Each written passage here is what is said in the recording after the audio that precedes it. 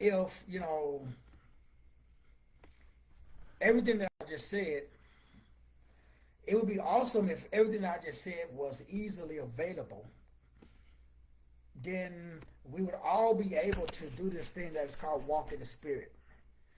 Because if you walk in the spirit, you will not fulfill the lust of the flesh. That's what the Bible talks about when it talks about, walking in the spirit. But the problem is, these three, which are this is book 7 of, a 7-book series. And so this ability to over and understand how all of this works together, that's how we are able to tie it in together so we can all be spiritually astute. So to be spiritually astute, at the end of the day, that's what this is all about. It's all about purpose. Where purpose is not known, abuse is inevitable. So purpose is just you. That's the unique individual attributes and characteristics of you. So your purpose is like your fingerprint. No two people on this planet have the same fingerprint. So no two people have the same purpose. So being authentic is the same thing. So if I'm being authentically me, I can't be authentically you. I can't be you, and you can't be me.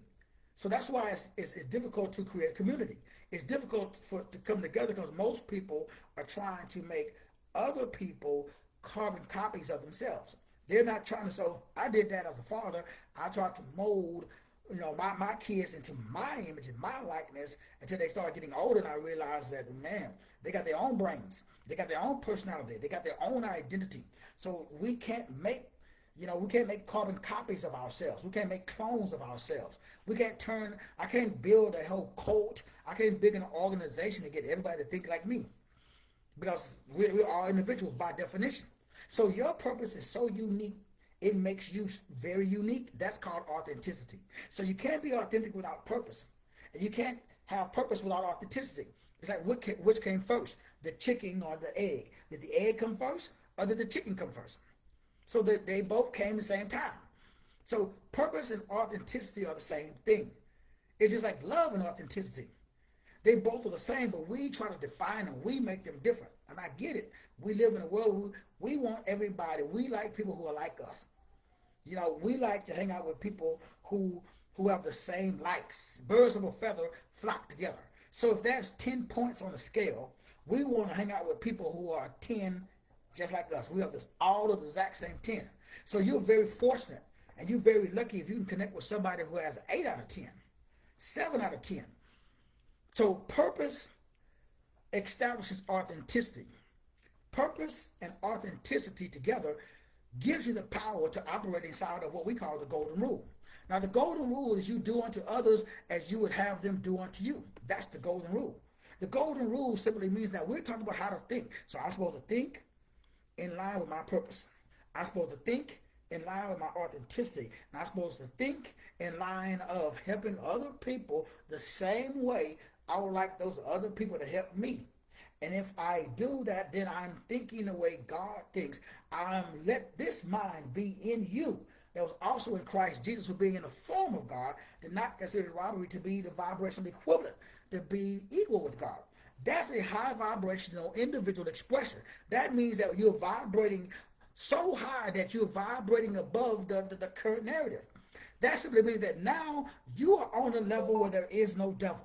That when I say you're on a level where there is no devil, that means that now you are not affected by outside demonstration.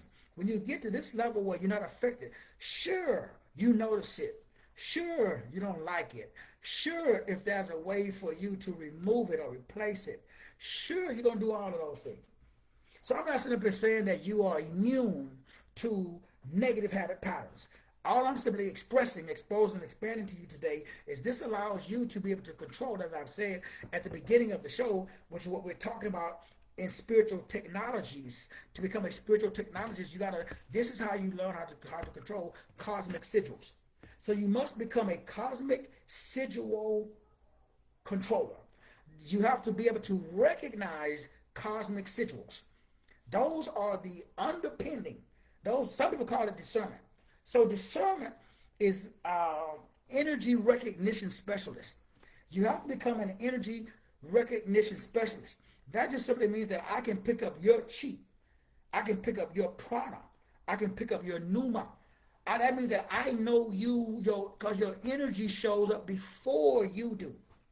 So before you come through the building, it's almost like my dog barks before anybody knocks on the door. Now, how the dog knows that that person is coming to my house, I don't know. Other than maybe smell, sense, whatever. So they say cats. Now, cats was known in Egypt. All of Egypt said that. I think it's the hairless cats. Anyway, there's a specific type of cat, and they are all throughout Egyptology, because those cats supposedly can see on an electrical magnetic realm or spectrum deeper than you and I can see. So they kept those cats around because those cats can see in the spirit realm. That's what we do. A spiritual technologist can see into the spirit realm, and they can see demons and devils and ghosts and goblins. Now, this is not no woo-woo stuff. This is real. This is discernment. I've been doing this shit since 13. And so this is why I'm teaching it. Again, you should never, ever teach nothing to nobody that you yourself have not personally done. You can only teach me from your personal experience, homie. You can't teach me some shizness that you regurgitated from some reverend doctor or some bishop. You can't tell me something you read out of no book. Negro, you have no aletheia. You have no dunamis power. You don't speak as one having authority. You sound like a peasant, Negro. I mean, not you personally, but other people you know.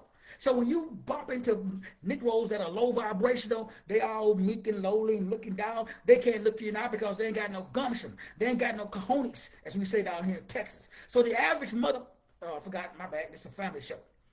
I got to tone it down a couple of notches. So the average mother, he fake, because he's regurgitating something that he heard, that he read in the book. So you can't teach me how to swim, bro, unless you're in the water with me. So you can't be on the beach giving me instructions on how to swim, homie. Now that may work for them other Negroes, but that dog don't hunt over chimp. So when you get to this level, there is no devil.